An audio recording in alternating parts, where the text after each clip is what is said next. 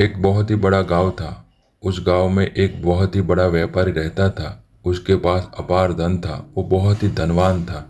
अपनी एकलौती पुत्री के विवाह हेतु योग्य वर की खोज कर रहे थे।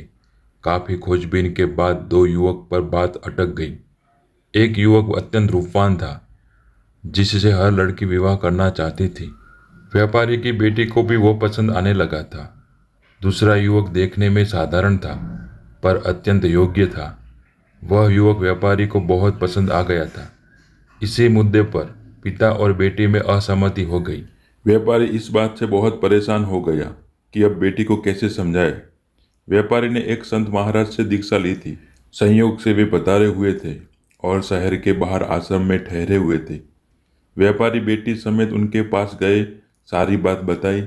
संत ने कहा कि तुम्हारी समस्या का समाधान मैं कल करूंगा। कल तुम दोपहर में कन्या समेत मेरे पास आना।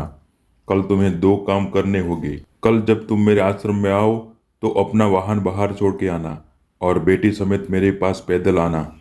और दूसरी बात, तुम रास्ते में पीने के लिए पानी सोने के रत्न जड़ित लोटे में लाना।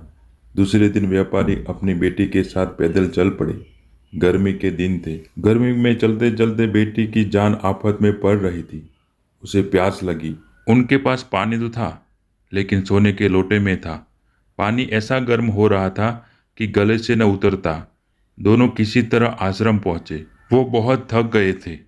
उनकी हालत देखकर संत ने कहा, बेटी इधर देखो, एक काली मटकी रखी है, उसमें शीतल जल है, जाकर अपनी प्यास बुझा लो। सेठ और उनकी बेटी लपक कर मटली तक पहुंचे और जी भरकर पानी पिया, हाथ मुंह धोए। अब संत ने हंसते हुए कहा, देखो बेटी, सोने का लोटा कितना भी सुंदर क्यों ना हो, लेकिन वो आपकी प्यास ना बुझा सका। लेकिन इन काली मटकी ने आपकी प्यास बुझाई। यही अंतर है रूप और गुण में। जीवन यात्रा बड़ी लंबी है, रूप की आयु बहुत कम। आयु के साथ रूप घटता जाता है, पर गुण बढ़ते जाते हैं।